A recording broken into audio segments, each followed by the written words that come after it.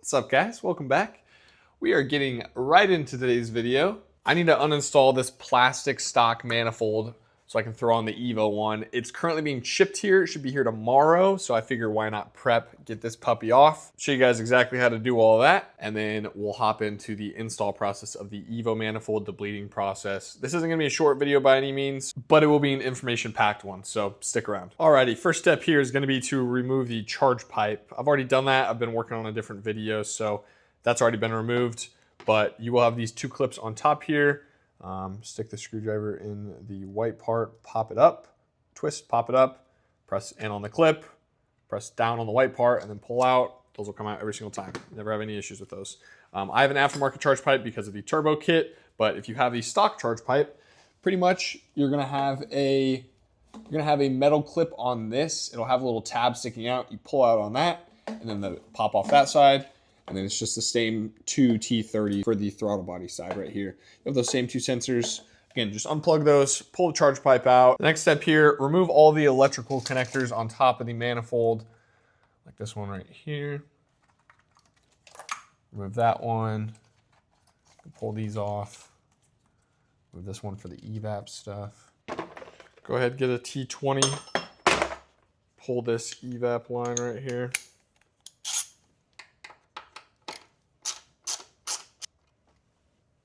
Won't be reusing that. Get this harness off. Probably remove the throttle body at this point too. Looks like those are 10 millimeters. And then you'll have an E10 E-Torx right here, as well as right there. And then a series of 10 millimeters across the top in between the head and the intake manifold. You'll move all those, and then you'll be able to pull off the coolant lines, which I'll show you how to get to here in a sec.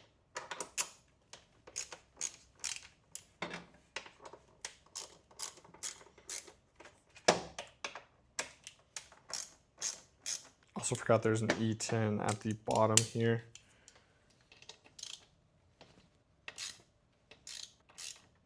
Throttle body's coming loose. Don't forget the connector on the back of it.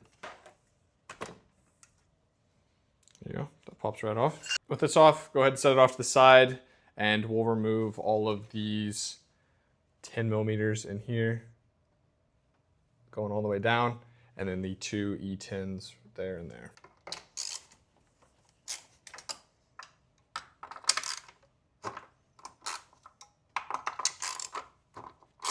And your E10s there and there. It's a longer of the E10s. This is the one that came out of the bottom of the throttle body. It's a little bit shorter because you're putting it all back together. And then just for simplicity purposes, I know I'm going to be deleting this evap system, so I'm just going to get this plug out of the way. Assume it's just a pinch and pull. This whole evap stuff should come out of the way after that. Get everything disconnected. Come on. This is ugly. People that still run this on their manifolds, I don't get it. I don't get it. You can easily tune that out. It's not needed. Alrighty. With the E10s out, the 10 millimeters out on top, you are really good to pop this. I mean, it's loose. It's loose right now. It'll come off. There are two coolant lines underneath that are still connected. So what we're going to be doing next is pulling off this under shield right here. Pulling off this one. We need to get to the charge cooling system so we can pull that hose off. We'll drain all that coolant out. I'll show you which hose to do. Just a bunch of 10 millimeters. Don't forget the ones in here. There and there.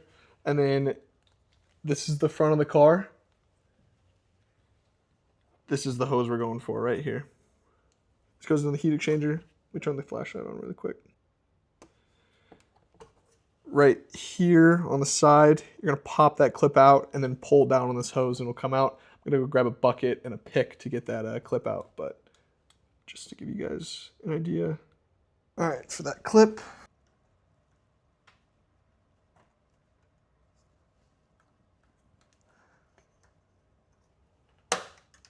okay, that clip's popped off. You can see it's even on both sides.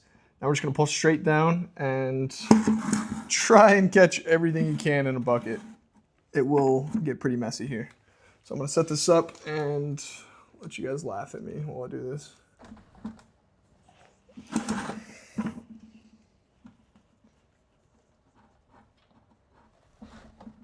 I just tried removing the coolant cap. We'll see if that helps at all. Sometimes it does. There's pressure in the system.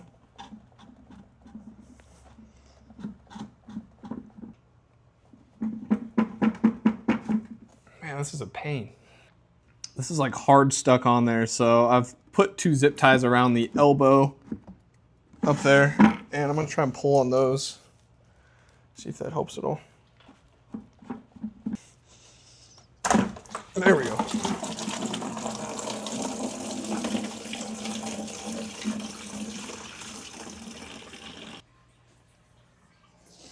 That was way too difficult. That's a good strategy though. That worked like a charm. All right, now back underneath the hood, we have to pull off 2 more of those clips underneath the manifold, which are kind of a pain, but it's completely doable. Got to disconnect this hose and this hose, if you can see that one right there as well. So that hose on the right there, and then there's one right behind it that you have to pull off in order to get this manifold off.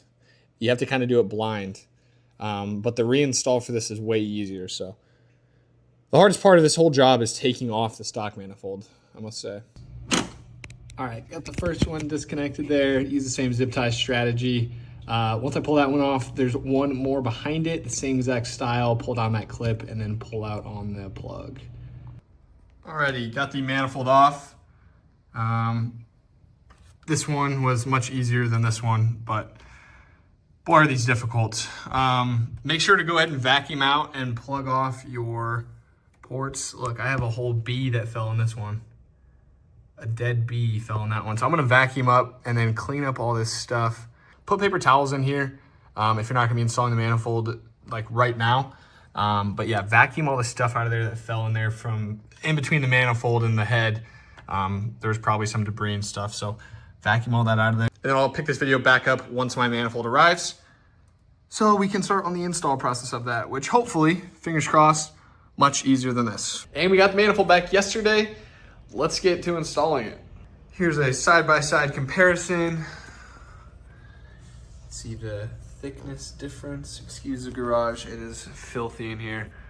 Gonna get this installed, but there's one thing I want to do beforehand. And that's gonna be to clear space for this thing. So I'm actually gonna be taking off the shielding for this this piece right here. I'm not gonna have it resting on top of the manifold. I'm actually gonna run this underneath. So this will go through here.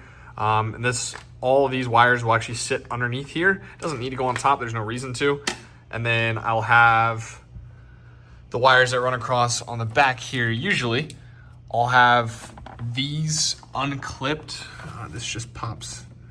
You just pull outwards and then this will come out. These will be running, I wanna have them running back here when the manifold's back here. So I wanna have the manifold completely clear of any wires on top or anything running across it. And that's exactly how you achieve that. So you have to take this plastic casing off. Should just be some clips, and then this will pop off. There will be some exposed wires. I'll wrap it up nicely with some tape, and then we'll run this underneath. This plug obviously has to plug into here, but we can run that out from underneath here as well. It'll look really clean. So there we go. Here's the here's what it looks like without this top cover. Just pop all those tabs off. The bottom side will come out as well. Somehow. Oh, gotta cut these zip ties. So there's a total of 4. This bottom piece will come out, and then we're gonna wrap this up, but this will ultimately go underneath here, run this way. So there we go. Got it wrapped up all nice and neat. That'll tuck back down there. This will go underneath here. This will still be able to plug in. Hold on a little bit. This will still be able to plug in there. And then that'll stay underneath there. Push to the side, and then we won't have that wire running across the side right here. And then we'll tuck these wires back. I'm gonna take off this as well as this just to free them up a little bit more, and we'll get it tucked all back there. And we'll throw this manifold on. And I wanna throw this in here as well. This This is a evap connector that goes right here, typically. This will be sitting right in there. There's a connector that goes on it and runs to the top of your manifold that goes like right here. I disconnected it on the uninstall, but that connector's still in there, and it's connected to, where's that? This hose right here. This is an evap hose. You do not need this if you're going big turbo and you have this manifold. You don't have a way to run the evap anyways. So what I did was just completely delete it. This hose sits up sort of like this in there, where that goes up to there. Go through there. So I cut the end off, just pulled it up and snipped the end off of it. And then underneath, we're running just a breather. That hose would come down here. It'd actually pair up with this one in that left slot right there. It'd run all the way through here. I cut that off, left like that much on the end of it. I didn't disconnect it from here. Cut the end off, screwed this on there, and then just pulled that line through this side. Once you have that end off the other side, it'll just pull right on out of there. And then that just cleans up the engine bay a bunch. I let this to breathe just because I don't want to completely delete it, although you could run it further back. Or I wouldn't recommend plugging it off though, because there is still fuel vapor that goes through here. It'll just breathe right there. So I know I'm gonna get some questions on how I did that. So that's how I ran it. I've done it on a few other cars, hasn't had any issues. Believe we're finally ready to reinstall the manifold here. So gonna go over here, show you guys the coolant hoses, just to give you a reference of what I'm talking about when I'm talking about those. I'll refer to this one as front and this one as back, and I'll show you guys the coolant hose situation here. Now looking at the manifold, you can see that there's a difference in the two lengths of tube that we'll need. The two that are supplied, there's a size difference in them lined up. Same right there. This one's a little bit shorter length and width. So we'll pull these out really quick. So the shorter one, again, side by side, one is a little bit shorter. The shorter one will be going on the bottom. The taller one will be going on the top, and then they'll line up together. And then on the other ends of these, you'll have these little aluminum pieces that go in the ends of these tubes on the long side. Go on the ends of this. And then this is what clips into your factory coolant lines. So we'll put hose fittings on both ends, so this side and this side, clamping right there and right there.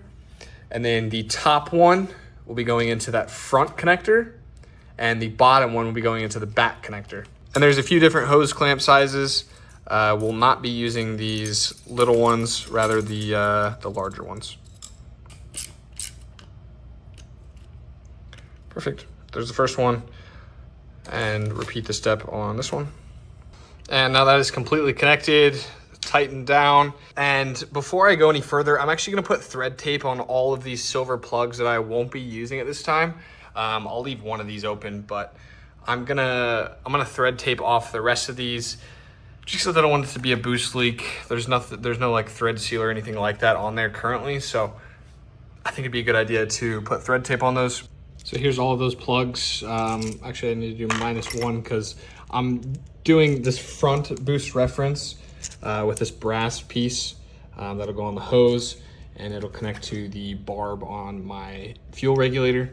But that's for the fuel video. That'll be in next week's. I'm just kind of prepping for that. So I'm gonna put this brass piece in the most forward position, and then the rest of these will just get thread tape to be put back on there.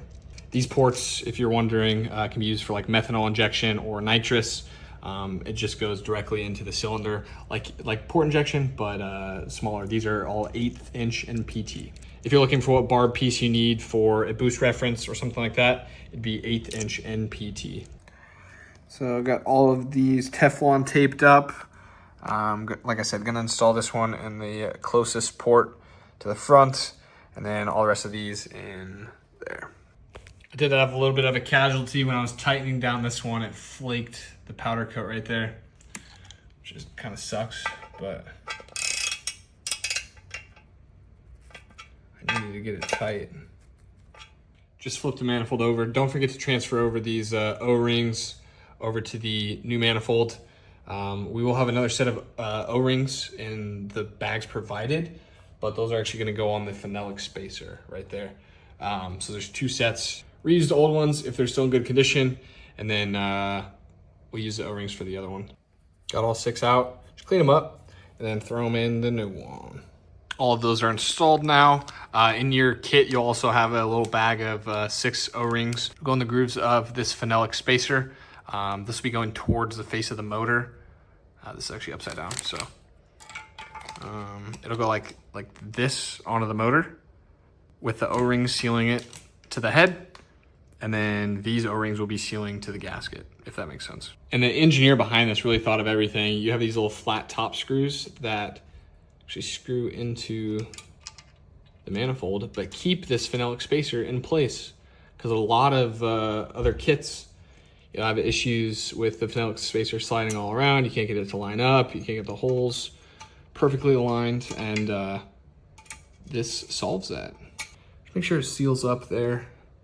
Besides that though, then we just have to worry about these falling out. So give these a good twist. It doesn't have to be crazy tight, but enough to stay on there, and seal the manifold to the spacer. And make sure that when you're installing it, you're using these provided bolts.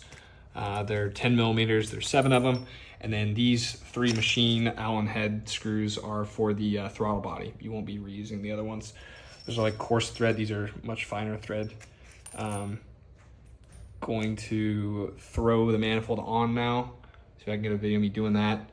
Again, with these lines, bottom one goes to the furthest back, the top one goes to the closest.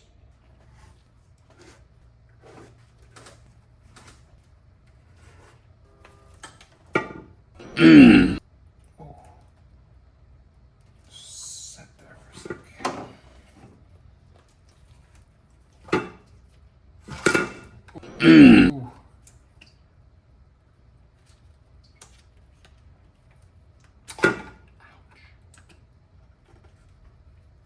It's not going to. Cool. So now, make sure we haven't lost any of our O-rings. Looking good.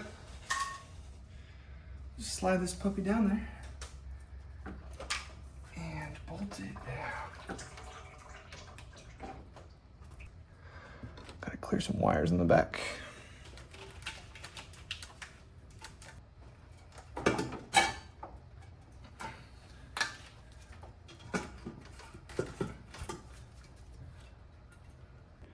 All right, so it is on there now. It's fully seated. This one lines up, and this one lines up back there. Actually, go a little bit forward. This bracket actually slides, but yeah, so the bracket that way. For those people concerned about getting the oil filter out, I'll show you guys in a second that you can still get it out. It has a cutout for it, so no worries there. Just have to put in these 10 millimeter bolts all the way around. Bolt the throttle body back up. Put these, I think they're E10s. They go right here, here, and then there's the E10 that goes right there on the throttle body with those other 3. I'll show you guys in a second for the throttle body. You actually want to, this hole goes straight through. I'm feeling the other side of the hole right here. So some people have reported this getting a boost leak from this point right here. So when we get those machine Allen heads, we'll thread tape the very end of, or the very beginning of one of those bolts, just to make sure that that's not leaking from anywhere. Because this one goes through, this one goes through. It's not attached inside, but we want to make sure that that's not leaking. Don't forget to transfer over this sensor right here. It's going to be a T20 on the factory manifold. We won't be reusing this screw, just the sensor. We're just transferring it over. Got the sensor. Move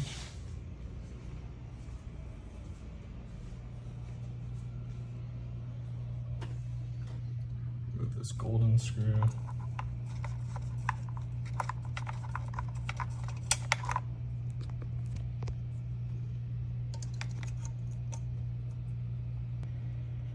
And then reinstall that screw there. All right, got all of the screws up here tightened down. I just need to add these ones, that one, Then I have the throttle body really quick. I'll show you guys taping that up. And then we'll end this video. This is gonna be a long one. Yeah, I need to move on to the fuel system here shortly, so.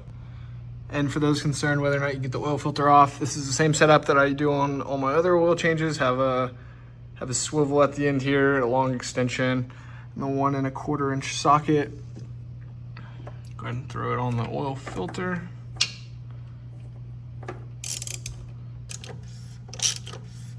Pull back on those hoses, but oil filter comes right out. You can put it out and put it right back in. No problem. There's a cutout for it. This is the biggest manifold on the market and you can still take that out. So shouldn't be a concern. I understand some people were concerned. Some of the earlier revisions of some of these Chinese manifolds, you couldn't do that, but everything's been thought out on this one, seriously. And like I mentioned for the throttle body, so it'll be going on like so. This top left one we need to thread tape. So let's put a bolt in there. An idea for the length. So we're gonna need a thread tape. Yeah, we could probably just thread tape the whole end of this and it'll be fine.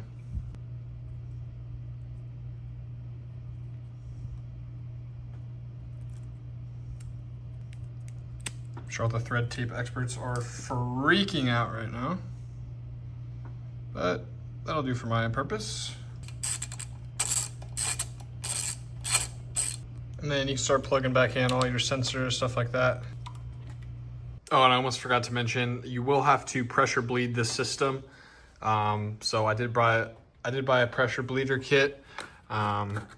It's this system right here that you'll be doing. I will probably do a separate video on that. I don't really want to put it in this same video, but I might make it just like a short little informative video on how to pressure bleed. I think it kind of deserves its own video. I haven't really seen anything on it. This will need to be pressure bled. You can't just put the coolant in there and let it bleed naturally because this is at a higher point than that tank. So naturally there will be air bubbles in there. So you will have to pressure bleed it, but it's not a big deal. Kit's like 50, 60 bucks. I'll have one linked down below if you're interested in doing that. Otherwise, I'll make a new video on how to pressure bleed. It is 85 degrees in my garage right now. I'm going through it. That's gonna do it for this video. Again, apologies, it was a little bit of a longer one, but I wanted it to be in-depth so people could reference it for this manifold specifically. If you didn't see the last video of me unboxing this manifold is actually something that I'm doing group orders on from China. I can get them for $2,100 shipped to your door. There's a $50 or so PayPal goods and services fee. But if you guys are interested in that, hit me up on Instagram. I already have a few people lined up to order. I was gonna wait for this video to drop, see if there's any more interested people before I just sent the first order. I think we have 4 or 5 so far. But gonna do a big group order and get these shipped. In a future video, I'll have a bunch of more specs and stuff like that, some actual data logs showing the comparison. Obviously I can't do that right now. I'm still in the middle of building this car. So it'll be in a future video for sure though. Next video will be the harness install, and then the video after that, next Monday, is gonna be the entire fuel system from top to bottom, building your own DIY fuel system. So I think it's gonna be a pretty cool video. About to dive into that right now. So manifold's not too bad to install at all. The hardest part of this entire process is getting off the stock manifold in my opinion. But if you guys have any questions, hit me up on Instagram. Appreciate you guys watching. See you guys in the next one. Peace.